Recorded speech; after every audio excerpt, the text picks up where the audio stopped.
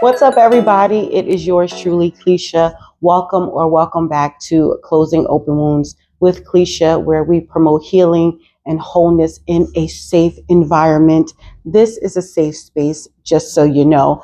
I'm your cousin. I'm Cleisha. I'm back with another video. So if you're a parent, any kind of parent, godparent, foster parent, grandparent, come on in, come on in, come on in, come on in, come on in. Honey, we need to talk, okay? I get questions a lot about how I raised my two sons. They're 6 years apart. They are soon to be 24 and 18 years old. And I get asked, how did I raise them to be the respectful young men that they are, even though my kids tower above me now, as you can imagine, my little 5'4" self, and how do they still have respect, and how I've never, in these, as they've gotten older, had to really dig into them.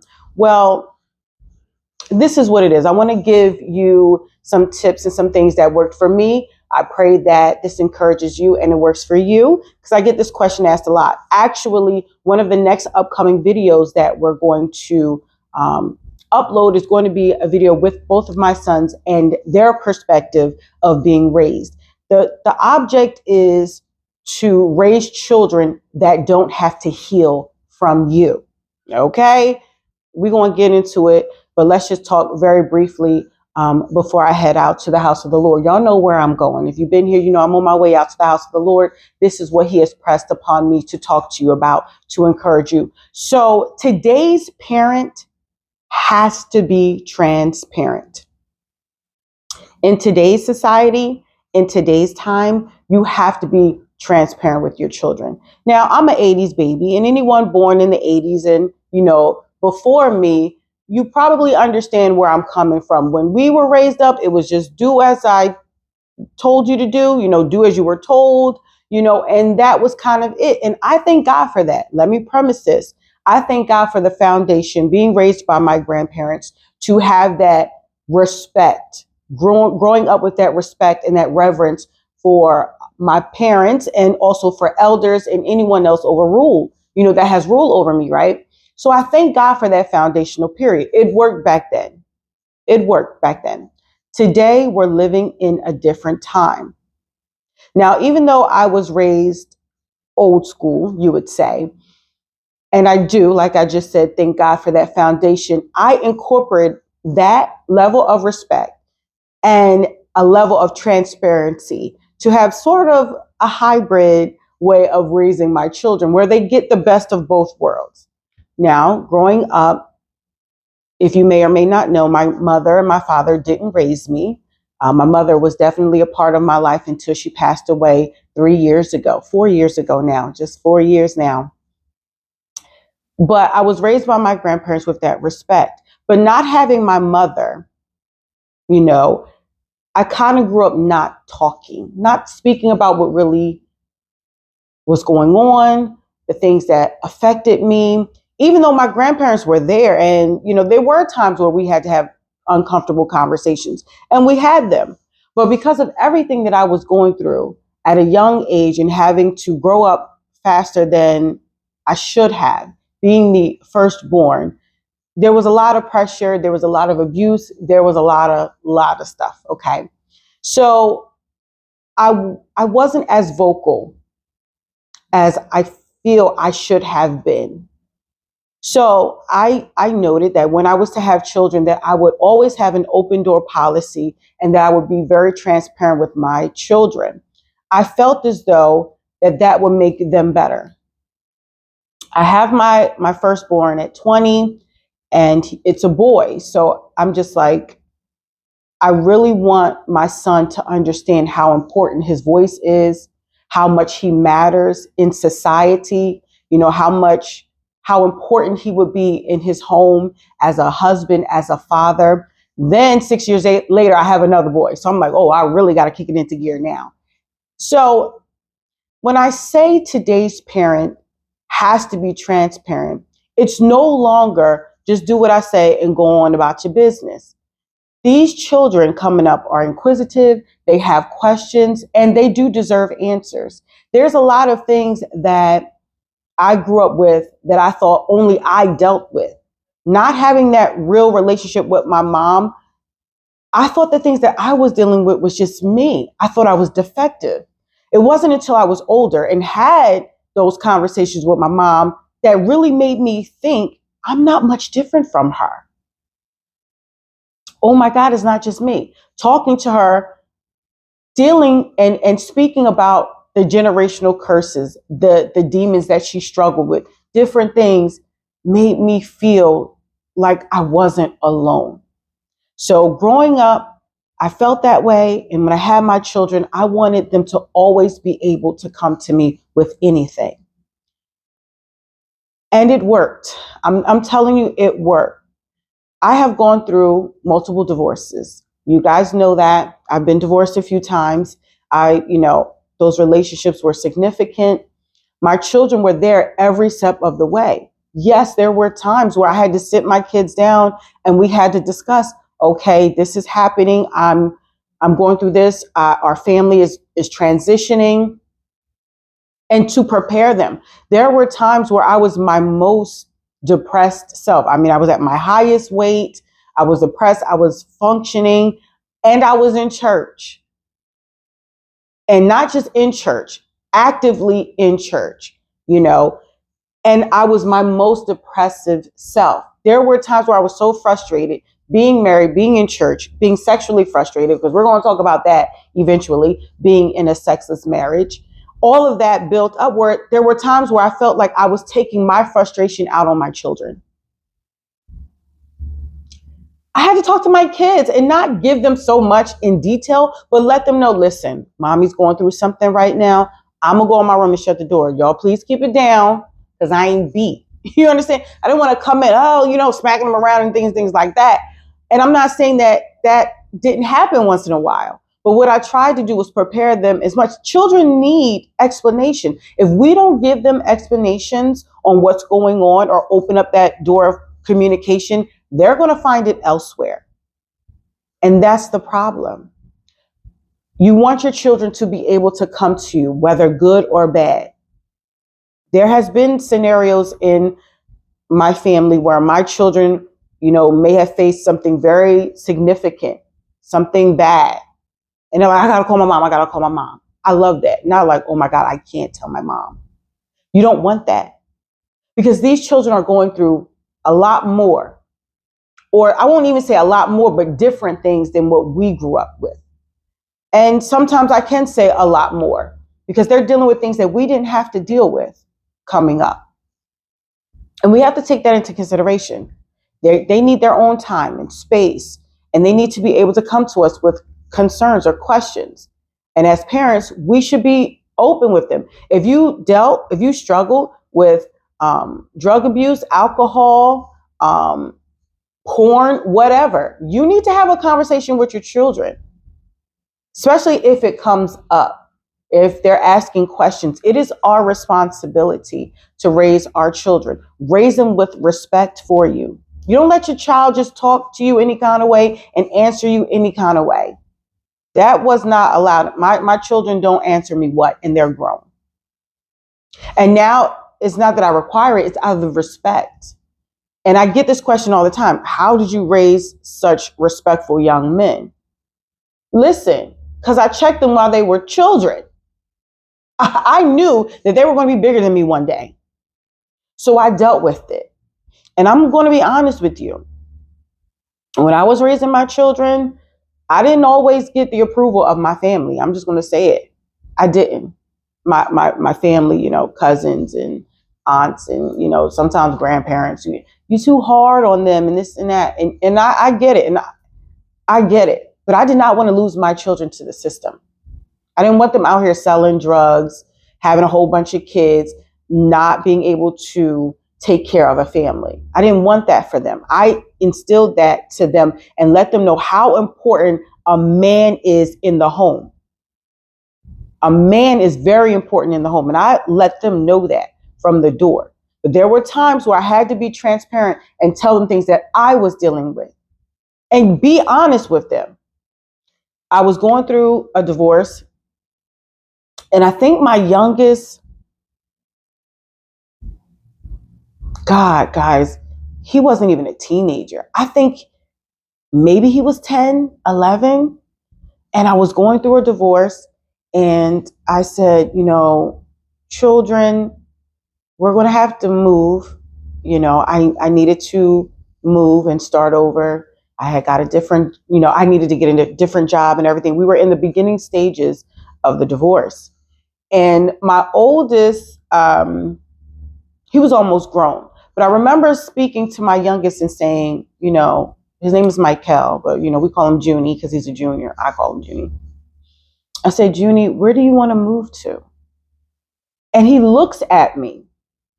And I mean, the sweetest big-eyed look. And he said, Mom, I have a say in this? And I said, baby, of course you have a say in this. This is your life too. And we'll never forget that moment. He will never forget that moment. And I gave him options. We can go here. We can go here. I wanted to stay relatively close to my family just in case I needed them, with my kids. But yeah, let your children know that they matter. A lot of what these children are going through emotionally stems from the family unit. You can tell a lot about a child, a lot about their home life from, their actions and their behaviors. You can tell when someone is raised right. You can tell the difference, even as adults. You can tell those people who were raised with love versus those who were not. We want to build our children to be healthy individuals. Those babies are loaned to you. They don't belong to you. They're yours for a moment.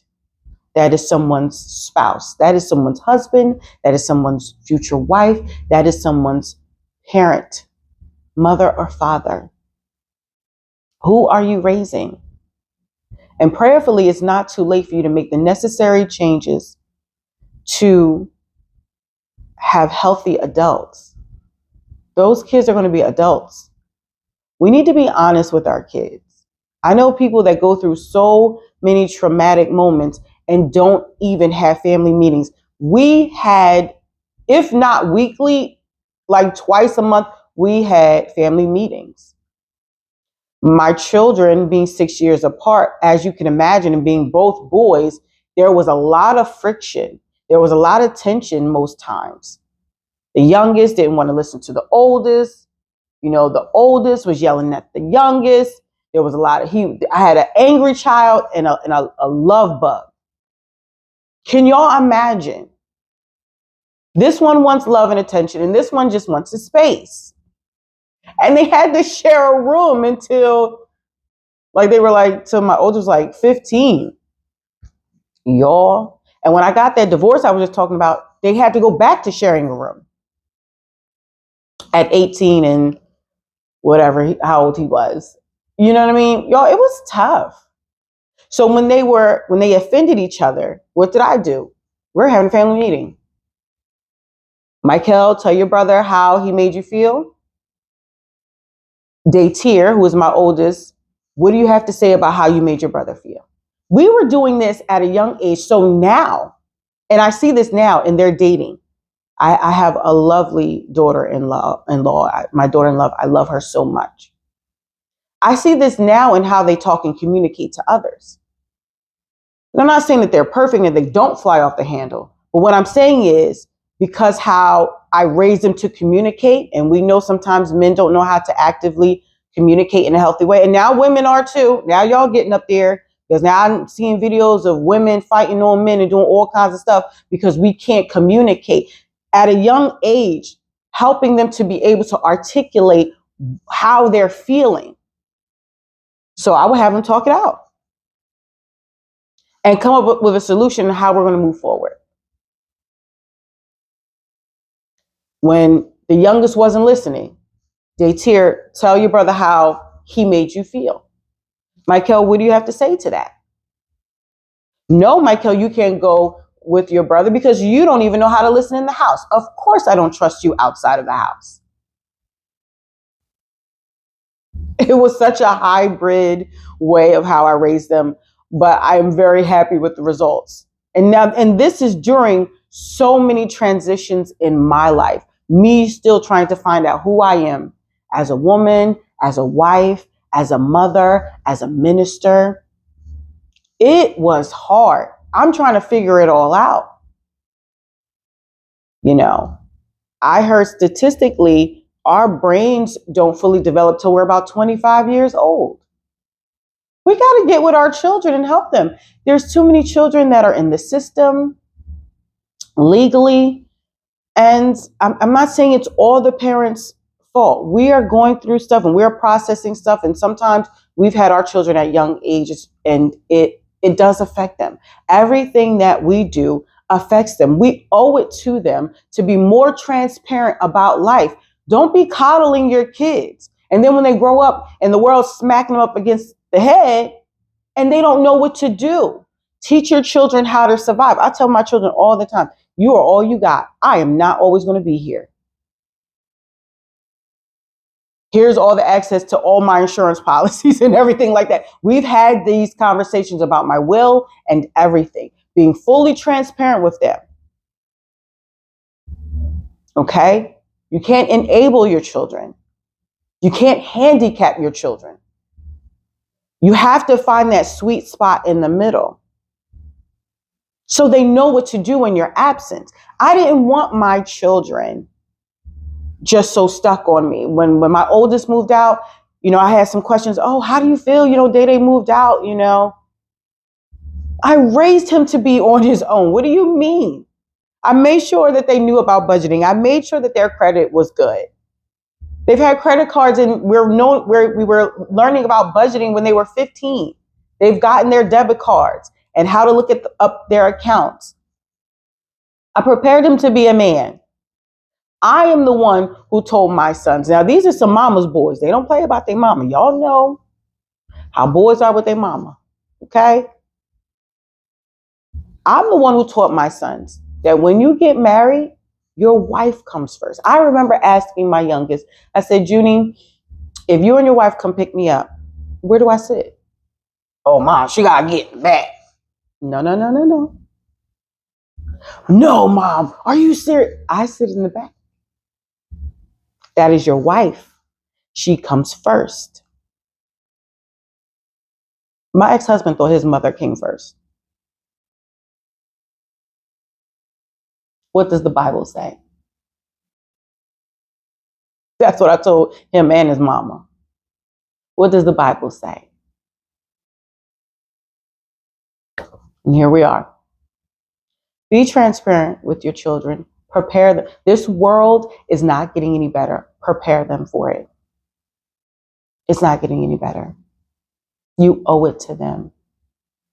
Do you want them to be successful?